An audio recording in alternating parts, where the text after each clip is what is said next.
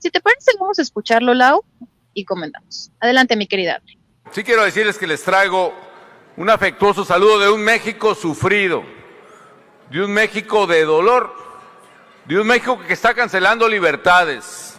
La libertad de elegir porque hay un presidente autócrata, un aspirante a dictador, que está atacando a las autoridades electorales independientes que mucho trabajo nos costó construir, que está atacando la libertad de prensa y acosa a los periodistas que lo critican y le desnudan la hipocresía, en un país que ha visto el asesinato de 40 periodistas en este gobierno. Un país que ataca nuestra libertad de vivir el futuro porque ataca el medio ambiente, destruye nuestra selva, nuestros manglares, destruye nuestro aire. Vengo sí con un mensaje de tristeza. Yo discreparía de la diputada, me apenaría discrepar de Cayetana, pero creo que a veces me he vuelto un pesimista, no a partir de estar en los penthouse de las ideas, sino incluso a partir de los hechos y de una vivencia dura. Pero su mensaje a mí me devuelve por lo menos esta noche muchas esperanzas y desde ahí lo transmito, lo que quiero transmitir. Este saludo de un México dolido donde hoy, probablemente a esta hora, se haya asesinado al mexicano número 150,000 desde que el presidente de México decretó que la política con el crimen organizado no era cumplir la ley, sino dar abrazos y no balazos. 150,000 asesinados en un poco más de 4 años, que implica 96 personas asesinadas al día.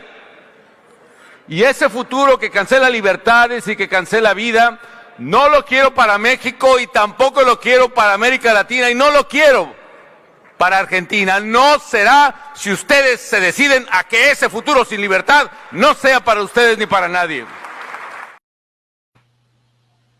¿Con qué cara, Lau? ¿Con qué cara este maldito cínico sigue abriendo el hocico? Perdón. Mira, yo creo que este mismo discurso así tal cual lo tuvo que haber dicho ante un espejo entre 2007 y 2012 que dejó el puesto. Mira,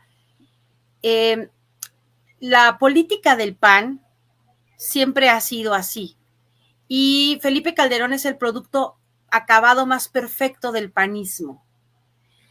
Significa que esta persona, pues ni siquiera le podemos llamar ser humano, ni siquiera le podemos llamar persona, este despojo, si tú te fijas, está tan acostumbrado a estar ebrio, tanto de poder como de bebidas espirituosas, que habla arrastrado. Yo te lo digo y sí, lo sostengo, yo lo vi beber y ponerse hasta las manitas en un cortísimo rato.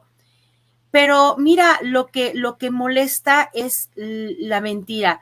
Decir que en este momento se está muriendo la persona 150,000, cuando gracias a su pésima gestión, cuando usurpó el poder, se abrieron las puertas.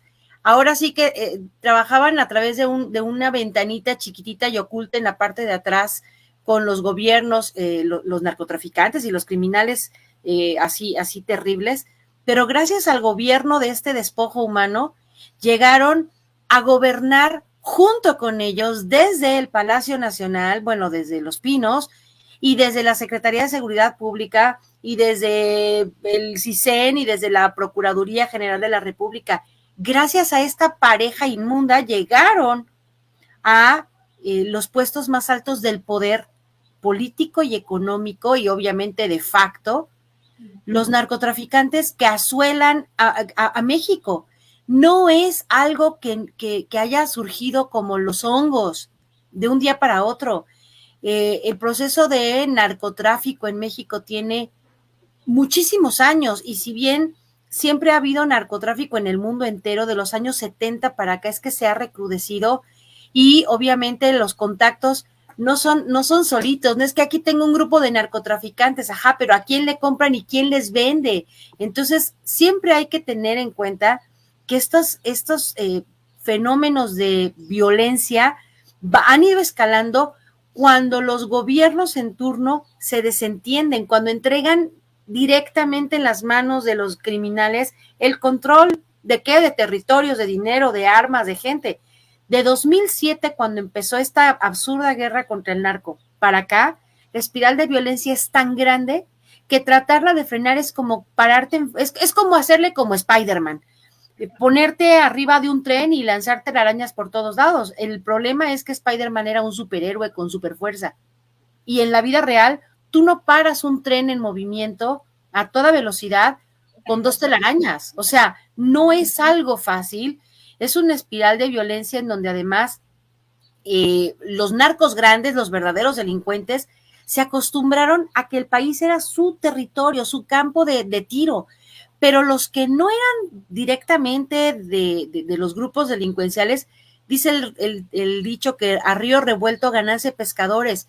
¿Cuántas personas que no se dedicaban a nada, sí agarraron la onda de yo vengo de parte del cártel fulanito de tal y págame piso, y secuestraban?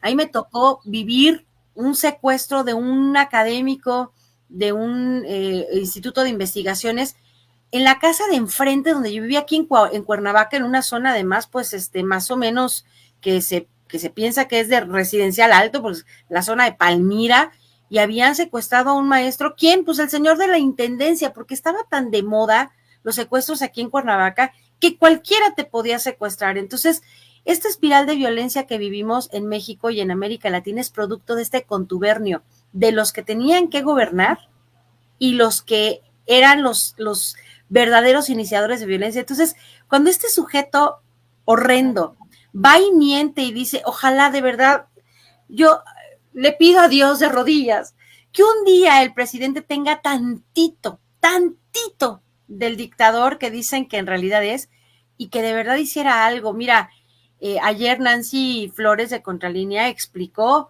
que había una nueva investigación que involucraba directamente a Felipe Calderón, y el presidente dijo, bueno, si surge adelante, pero el presidente no acató como el reclamo popular, porque él dijo, voy a someterlo a una votación, y si la gente quiere, y la gente desperdició la oportunidad de ir y votar para que se enjuiciara. Procedente. Porque bueno, pues aquí las reglas del juego están muy cañonas, pero me parece que esa es la única parte que le podríamos reclamar al presidente, que no haya iniciado un juicio de no persecución política, de justicia para el pueblo mexicano, que nos sentimos todavía profundamente agraviados. ¿Cuántos mexicanos no se tuvieron que ir con literalmente lo opuesto, sin papeles, sin su familia, perdiendo sus tierras, perdiendo su trabajo, perdiendo sus casas, su patrimonio, porque fueron víctimas de estos grupos del crimen organizado patrocinados por este cara de huevo? O sea, esa es el dolor más grande que nos debe de dar como nación, que encima de todo vaya de país en país llevando su mensaje de odio contra el país, contra el presidente, contra México y contra el pueblo, porque al final de cuentas lo que hace con esta arenga es decirle a las personas, miren, el pueblo de México es tan idiota que no eligió bien. Ustedes aquí en Argentina voten por la derecha, vayan y cambien a Fernández por el que sea el sucesor, no sé, de los malos. Es decir, el discurso de la derecha es nosotros por clase, por derecho divino, porque además son muy religiosos, porque venimos de escuelas privadas, porque tenemos un apellido y dinero, tenemos más conocimientos que ustedes, vulgar y estúpido pueblo. Entonces, híjoles, yo también lo odio, lo aborrezco, me parece nefasto que siga paseándose como embajador de México. No sé de qué México, no sé de qué México, Cels. O sea, yo no sé a quién rayos representa, a mí no. A mí tampoco. Y este llamado, ¿no? Que le critican mucho al presidente López Obrador, que dice, presidente, ya hay que enfocarnos hacia adelante, no hay que ver para atrás, ¿no? Mi fuerte no es la venganza. Sí, entendemos, pero también este reclamo de justicia, de como bien dices, no persecución política, no, porque de haber querido el presidente, ya lo hubiera, él mismo lo ha dicho, ¿no? Ya hubiera prendido ahí una cacería de brujas en su contra, pero de justicia, Lau, de justicia, porque créanme que el pueblo quiere ver al Borolas tras las rejas. Imagen que hicieron de realidad virtual, artificial, perdón, y de inteligencia artificial, donde lo están aprendiendo y el Borolas está ahí sufriendo, todos así, por favor, que se haga realidad. ¿No? ¿Por qué está paseándose, Lau? Anda de España, Argentina, hubo es que se fue a Uruguay, o sea, dices, ¿qué onda? Anda como si nada. Obviamente en puros foros de derecha, ¿no? Pero aún así, pues, ¿qué se siente? Y hoy era una pregunta que yo le tenía al presidente, pero pues, ya, no se pudo, le dio nada más la palabra a dos compañeros, pero en fin, sí da coraje, Lau. La única esperanza que tenemos es que la fiscalía pues ya libere una orden de aprehensión, que continúe con estas investigaciones en contra de Calderón, que se denuncie, ¿no? Porque el presidente lo ha dicho, si no hay denuncias, pues no se puede hacer nada. Entonces, la gente que de alguna manera se vio afectada o conoce o tiene pruebas, hay que denunciar a este señor Felipe Calderón, ¿no? Sin denuncias, pues no se puede abrir una carpeta de investigación y habría que todos, pues, denunciarlo, porque al final sufrimos los daños, los estragos de su guerra contra el narco, no sé cómo se le podría hacer, pero poder ir a denunciar, ¿no? Que por su guerra contra el narcotráfico, cuántos muertos, cuántos desaparecidos, aquellos que perdieron un hijo, que no encuentran a su familiar, pues que vayan y que denuncien, ¿no? Y mientras más denuncias en contra de Calderón, pues exigir así el pueblo, porque el presidente, no, por más que le lleguen y, presidente, esto, no, dice que él no va a, pues a perseguir a nadie, que lo suyo no es la venganza, que mejor para adelante ver. Bueno, es que sí o sea, me parece desde su política y ha ocurrido en otros países, esta operación cicatriz, esta operación borrón y cuenta nueva funciona porque se ha puesto el país en un estado de excepción tal, en un estado de violencia tal que necesitas frenarla de alguna manera. Pero pues en esta nuestra realidad, y se contagia con lo que sigue del tema, no tenemos un poder judicial ni un sistema de justicia que garantice que una denuncia de este tamaño va a funcionar. Entonces, si no tenemos primero pues una fiscalía que verdaderamente se mueva a la velocidad de los hechos y tenemos un poder perjudicial que lejos de ayudarnos está justificando el trabajo de liberar a los culpables con tecnicismos y haciendo que la justicia cada vez se aleje más de la necesidad del pueblo, pues difícilmente podríamos pensar que un juicio en contra de Felipe Calderón podría prosperar en México. Hay gente que dice, si lo juzgan, que lo juzgan en Estados Unidos, pero bueno, pues allá no nos van a hacer justicia, ya lo hemos dicho, pero ojo que lo hemos platicado también en otras ocasiones, falta escuchar lo que García Luna tenga por decir. Ya su abogado dijo que lo más probable es que se anime y suelte la sopa, por un lado. Y por otro lado, hay muchas denuncias. Hay que acordarnos que en México muchas de las denuncias no prosperaron y empezaron a dormir el sueño de los justos. Por eso la gente y los conglomerados de derechos humanos y todo fueron a hacer denuncias ante la Corte Interamericana de los Derechos Humanos y ante la Corte Penal Internacional de La Haya en Suiza. Entonces, esas son sentencias que duran mucho tiempo, pero la de derechos humanos, pues obviamente cuando sentencien van a culpar al Estado mexicano y pues van a nombrar a Felipe Calderón como quien estuvo al mando de.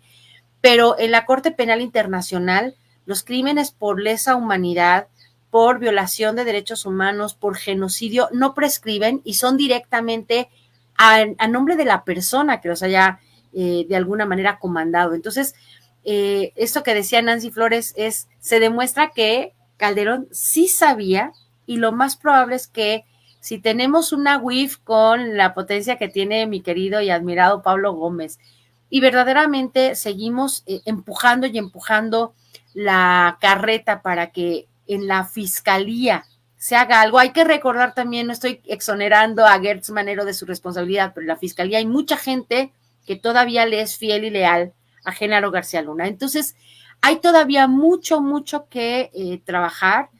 A veces nos sentimos como que no traemos ni brazos, ni piernas, ni voz, y nadie nos escucha y nadie nos ve, pero yo creo que un país que exige eventualmente va a tener la retribución, Para nuestra fortuna, Calderón está todavía bastante joven como para que lo alcance la justicia en un corto tiempo. Y bueno, pues me parece que también tendríamos que empezar a escribir masivamente a estos sitios pero como un colectivo, o sea, no nada más el tuit, ¿no? En donde le miento a la madre y digo que Inge su madre y borolas, sino verdaderamente como colectivo. Me enteré que estuvo en este foro, bueno, pues fíjense que el señor bla, bla, bla, para que los asistentes se vayan enterando. Y aquí en México tal. Claro, y tenemos que quemarlo, Sí. porque él llega con una bocaza y se presenta como el gran demócrata cuando fue un usurpador, un genocida, una rata asquerosa, y yo creo que lo tenemos que quemar bastante, ¿no? Sí, yo también estoy de acuerdo, porque no basta con un tuit, o sea, sí un comunicado, un recolectado de firmas, ¿no? Y a ver, señores de la Fundación tal, de Argentina, de Uruguay, de donde esté, aquí es lo que pensamos la mayoría de los mexicanos de Felipe Calderón, porque sí, hay quienes todavía, el mejor presidente, él sí tuvo no sé qué para enfrentar, pero la mayoría repudia a este señor.